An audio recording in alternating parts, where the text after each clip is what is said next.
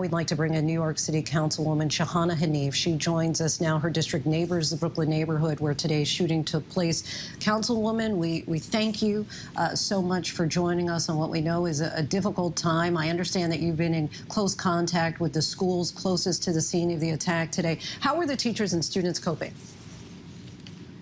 Thank you so much, Linsey, for having me on tonight. And it's been a tragic day, and my team and I, in coordination with my colleague, councilmember Alexa Velez, my district is just miles away from the 36th Street station, and we've got constituents, neighbors, students, families who are devastated, who are traumatized.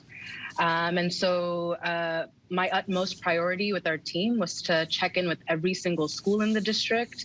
Some of the schools were under some form of shelter in place, as was mentioned, for some, if not most of the day. And our job as council members, and especially through crises and tragic moments, is to be a resource, a proactive resource for our communities to feel safe, to feel secure, and to make sure that every single person, and especially our students, are accounted for. And so right now, I, like all New Yorkers, are waiting for updates, and we'll continue to share out detailed information as we get them out to our constituents.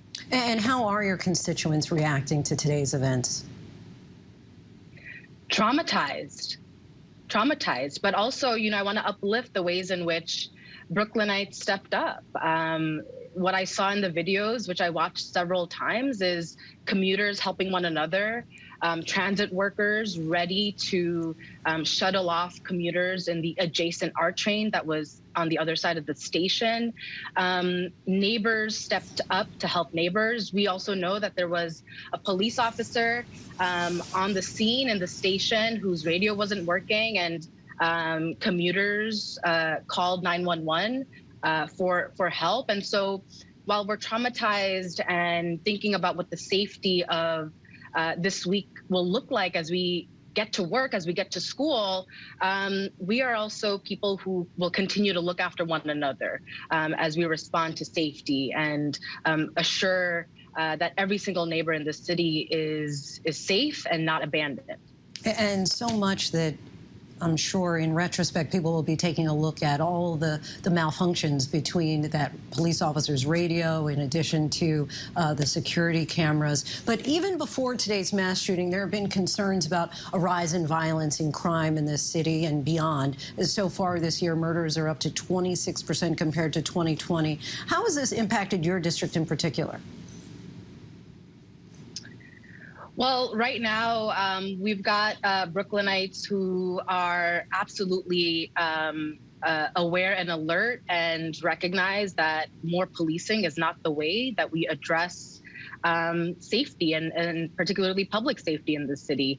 Even before today, New Yorkers felt unsafe. And from the beginning of COVID to the beginning of this year, Asian American neighbors in the city have been impacted violently across incidences in our subways, in our neighborhoods. And so right now, we really ought to think about what addressing gun violence means, and putting all hands on deck of our elected officials to address this immediately.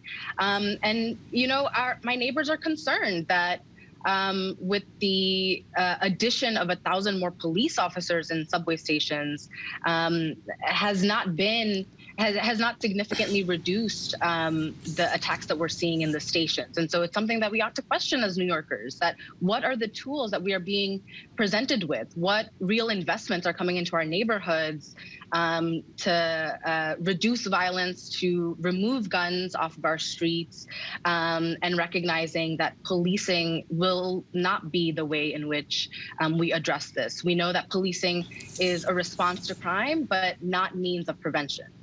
And to that point, today the governor said that she is, quote, committing the resources of the state to fighting the siege of crime. In your opinion, what needs to be done?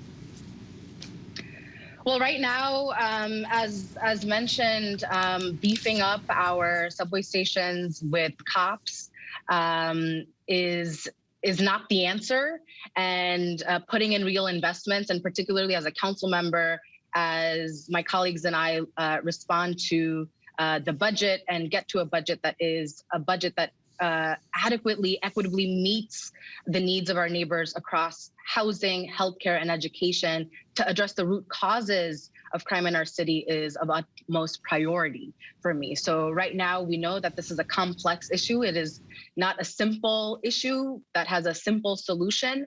But again, I want to reiterate that policing is not our way, and my council colleagues and I are committed to making sure that our neighborhoods are safe for every single New Yorker.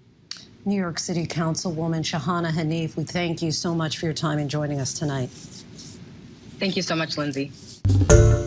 Hi, everyone. George Stephanopoulos here. Thanks for checking out the ABC News YouTube channel. If you'd like to get more videos, show highlights, and watch live event coverage, click on the right over here to subscribe to our channel. And don't forget to download the ABC News app for breaking news alerts. Thanks for watching.